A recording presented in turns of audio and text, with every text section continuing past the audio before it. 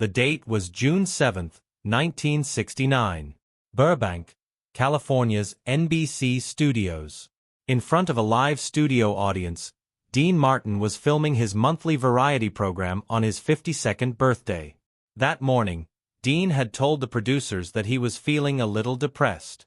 He was burdened by his age, his birthday, and the demanding weekly broadcast schedule.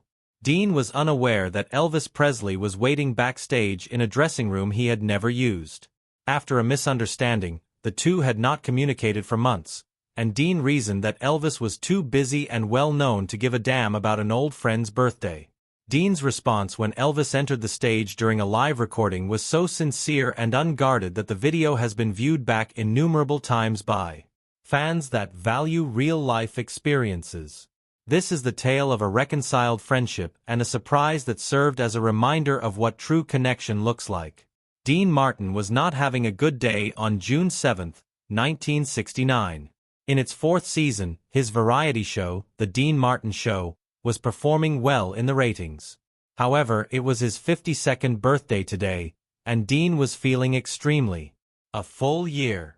That morning, he had woken up early and felt ancient when he looked in the mirror. 52. The time has vanished. The days of the Rat Pack seemed like both yesterday and a lifetime ago at the same time. Frank was facing his own challenges. Sammy had a lot going on. And Elvis? Well, it had been months since Elvis had called. Dean was more troubled by that than he cared to acknowledge. Over the years, he and Elvis had developed a deep friendship based on their mutual appreciation of music and understanding of what it meant to be in the public eye. However, there had been a miscommunication a few months prior. During a talk show, Dean had joked. Appearance, something about Elvis being too significant to hang out with old-timers like Dean, too huge for Vegas today. The remark had been misinterpreted, even though it had been intended as friendly teasing, the sort of ribbing that friends do.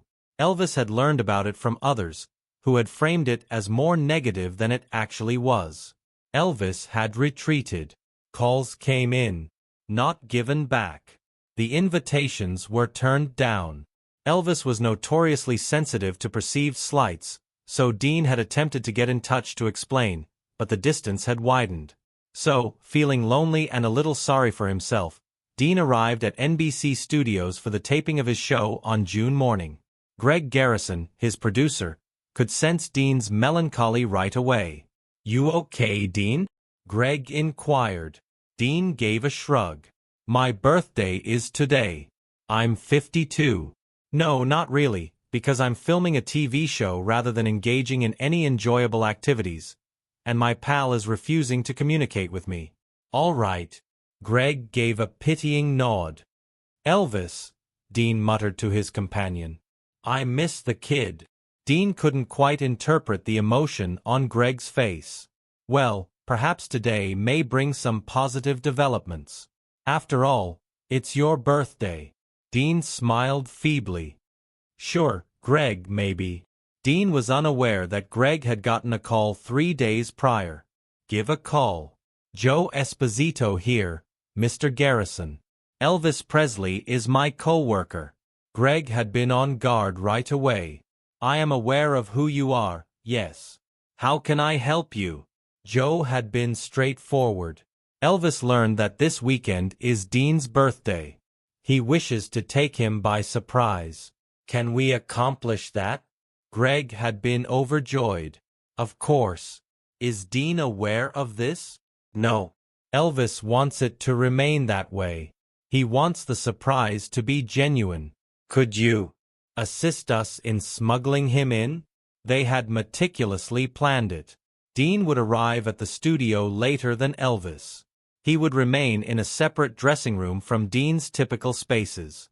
No one in the studio would know. Only at the last minute would even the crew be aware. It would be a real surprise that was caught on camera live. 3 hours prior to the start of the show, at 2 p.m. on the day of the taping, Elvis had arrived at NBC Studios. He felt anxious. Could Dean still be angry? What if the surprise didn't work out? Joe, however, had comforted him. "Dean is missing you. I promise that this will be fantastic. Elvis waited in the dressing room, listening to the sounds of the studio coming to life while keeping an eye on the clock. In the distance, he could hear Dean's voice going over technical details. Elvis experienced a twinge of regret. A true friendship would be thwarted by his pride. Dean hadn't been cruel in his joke. Elvis had simply been too easily offended and too sensitive. He had an opportunity to correct it today. The studio audience arrived around 5 p.m. Approximately 200 individuals were eager to watch Dean Martin record his live performance. For his opening address, Dean appeared cheerful, or at least, pretending to be. He knew how to put on a good front and was a professional.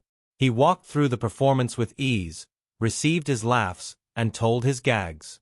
The interview portion came next. Les Brown, Dean's band leader, dropped down to engage in light-hearted conversation. Greg had picked this particular moment to deliver the surprise. Elvis was positioned right off camera backstage. "Get ready," Greg gestured to him. Elvis had a racing heart. Dean was in the middle of a narrative about something that had happened during rehearsal when he came on stage. Greg had set up a camera backstage, aiming it toward the entryway that Elvis would use. When Elvis showed up, the technical team knew to cut to that camera. Elvis inhaled deeply before taking the stage. He entered from backstage, where Dean was initially unable to see him, and came from behind him. Elvis was instantly recognized by the studio audience. A gasp was followed by a mutter of excitement. After listening to the audience's response, Dean glanced, perplexed. "What's happening outside? Have any of you seen a ghost?" Then he heard someone speaking from behind him. He recognized the voice as well as his own. "Dean, don't be a ghost. Only me." Dean froze. It couldn't be, but he recognized that voice.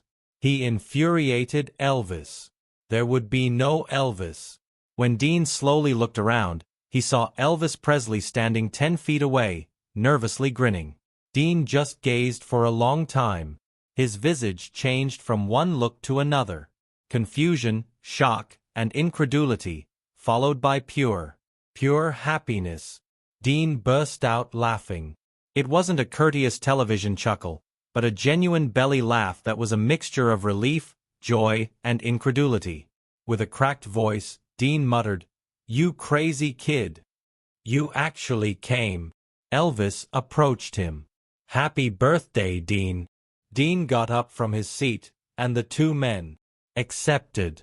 It wasn't a fleeting, staged embrace for the cameras. It was the sincere, long-lasting hug of two individuals who truly missed one another. As this moment played out, the studio audience became silent. This was so real that even the crew members, who had witnessed several celebrity encounters, were impressed. When they eventually, despite being torn apart, Dean held onto Elvis's shoulder as though he was terrified that if he released it, Elvis would vanish. "It's unbelievable that you're here. I assumed you were upset with me." Elvis gave a headshake. "I was never truly angry. I was simply being overly sensitive and foolish. You are aware of how I obtain." Dean chuckled once again. "Yes, I am aware of it. However, I feel the same way. We are buddies because of this. Both of us are absurd."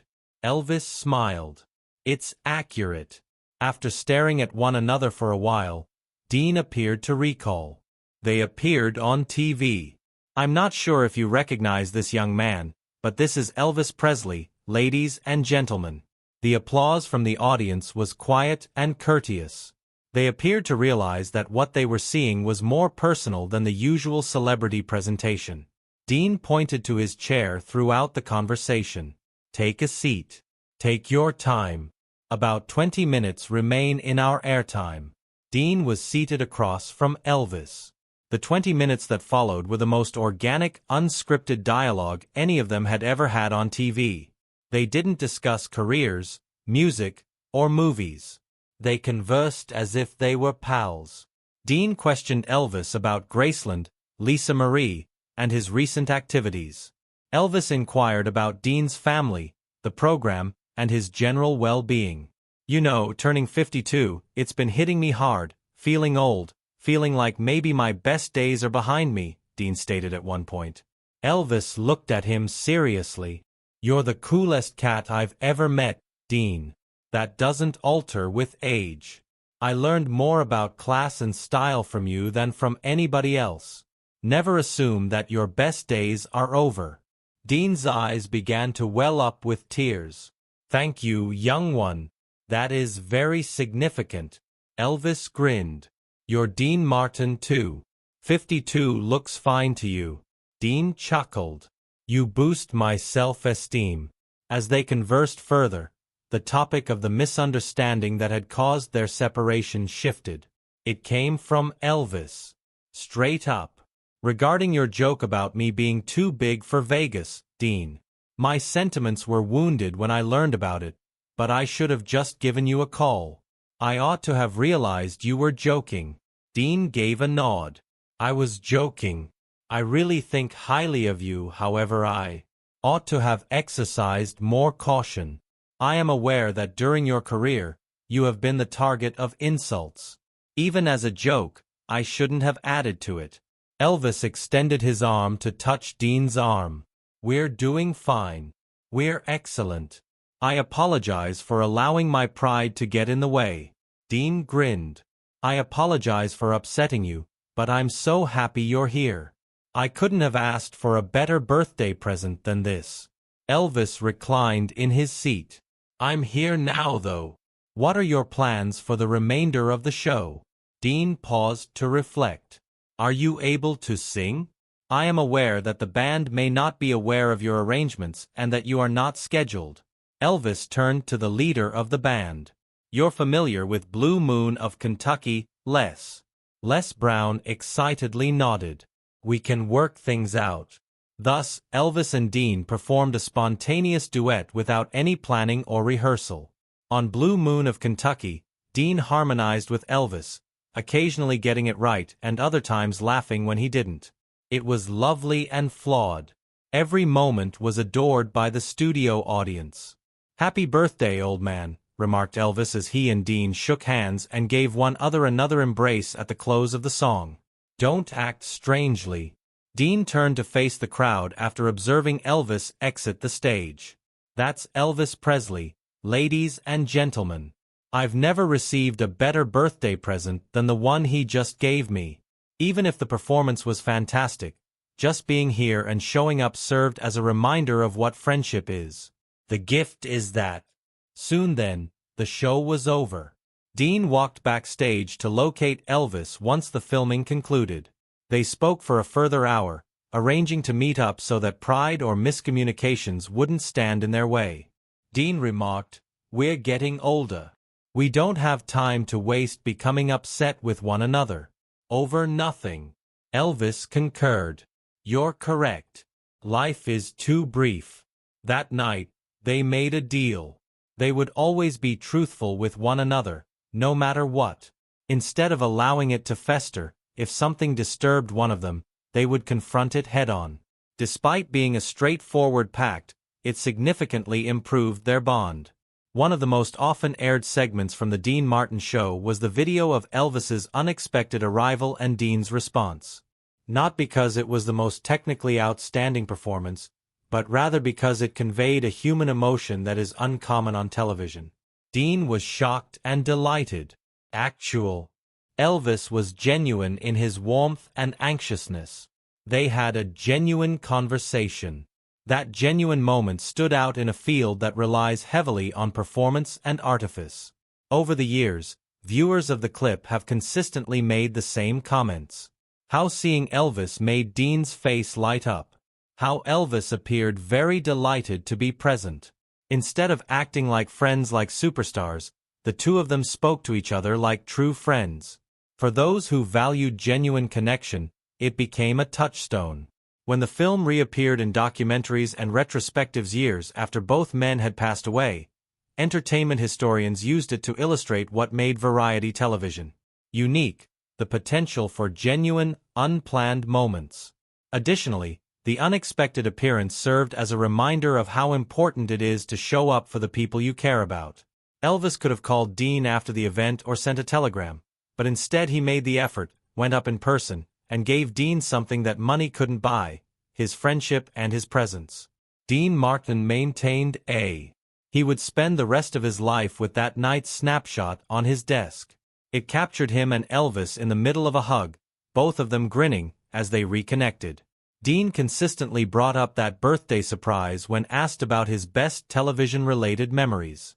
Presidents, famous artists, and well-known people have appeared on my show, but that evening with Elvis, that was unique as it had nothing to do with amusement. It had to do with friendship, and it is more valuable than any review or rating. Elvis was also reminded of something significant by the unexpected presence. That genuine relationships could be lost because of his pride and sensitivity, that sometimes you have to put aside your injured feelings and put others before yourself, and that showing up for others. It's never a waste of time to do what you care about. Elvis and Dean remained close friends in the years that followed, until Elvis passed away in 1977. Both of them would have preferred to see each other more frequently. Despite having hectic jobs, they never allowed misunderstandings to fester and spoke frequently. Becoming something greater.